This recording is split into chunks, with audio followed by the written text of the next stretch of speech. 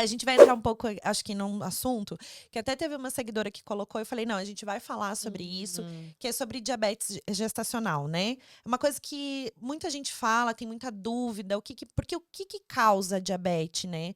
Tem essa questão do alimento para o bebê, de não ir, o que que causa?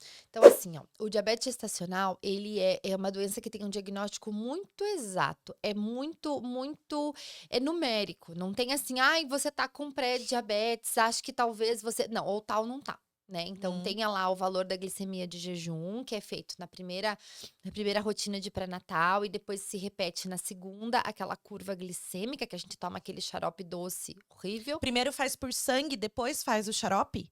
Faz Porque a eu a lembro, eu não tenho muita lembrança assim, mas eu fiz o do xarope, eu só não sim. lembro de ter feito de Na sangue. primeira ro na primeira bateria lá, aquela primeira que colhe um monte de coisa, colhe glicemia de jejum.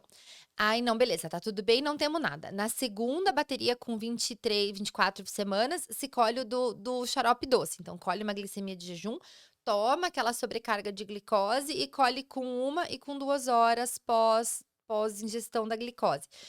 E aí, nesse, a gente faz uma sobrecarga mesmo para ver como é que o corpo daquela mulher responde. Então, quando na primeiro rastreio, no primeiro trimestre, vem diabetes gestacional, a gente nem faz a curva glicêmica. Só faz se tiver tudo bem, né? Então, é para quem tá tudo bem que a gente faz. Sim. E se então a gente tem os valores de referência tanto para esse primeiro quanto para esse segundo momento, e é um diagnóstico muito exato, não tem mais ou menos diabético ou tal, não tá.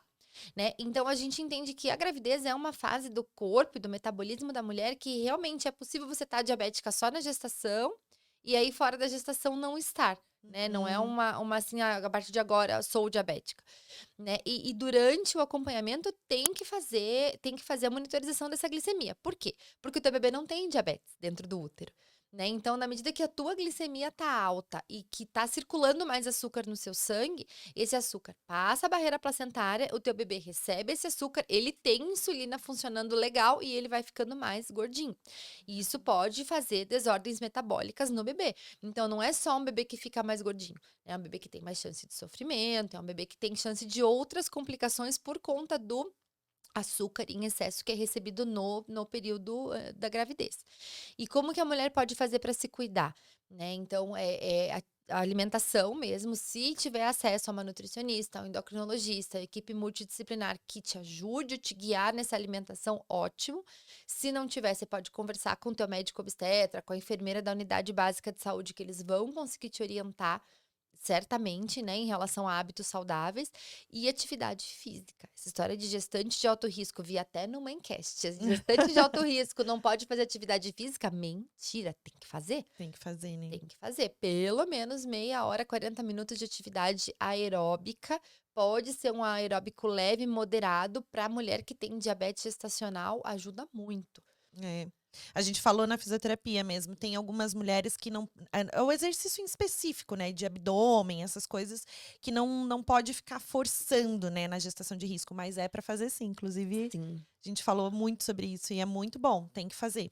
Até no primeiro trimestre não tem época, né, para fazer: "Ah, eu tô nos 3 primeiros meses", não existe isso, tem que Sim. fazer Tem exercício mesmo. algumas recomendações a respeito de fase da gestação, intensidade de exercício, que É, tem que isso aí. personalizar, Uhum. mas pode fazer. Sim. Mas em relação ao diabetes, o exercício é uma chave que, assim, muda muito a É a modulação liberação dos de tem insulina e hormônios, de tudo. Aham. tudo, né.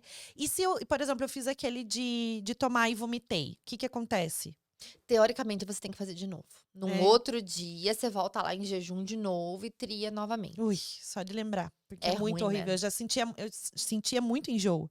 Não sei se a Uhum. menina, você que teve 2 meninas, sentiu muito enjoo mais do que o Tive menino? mais do que do menino. Porque eu acho que é o hormônio, né, o Uhum. hormônio feminino, não sei se tem relação, que Na verdade, o que dizem é que a curva de subida do HCG da menina é um pouco mais íngreme, do menino sobe um pouco mais devagar, mas não tem muita evidência científica. Mas, assim, o que a gente vê no dia a dia de consultório é que as mães de menina vomitam mais mesmo. é, Eu exatamente. vomitei muito mais das Eu meninas do que do José. muito. E aí eu tive essa dificuldade de fazer um pouco eu Uhum. tinha que segurar muito, assim, ficar respirando lá pra poder não Sim. vomitar.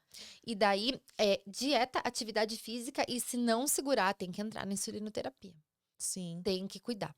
E aí, assim, levar o glicosímetro para fazer a glicemia de ponta de dedo em casa. Existe acesso a isso também na saúde pública. Tem que comprar o aparelhinho, ou então procura lá na unidade de saúde para fazer o controle. Tem as tabelinhas para o alvo da glicemia, tem que cuidar com carinho, porque daí a mulher que mantém as suas glicemias normais ao longo da maior parte do tempo na gestação, não vai incorrer em todas aquelas complicações do diabetes gestacional. Sim, Então a muito questão legal. é um controle mesmo ao longo da gestação, né.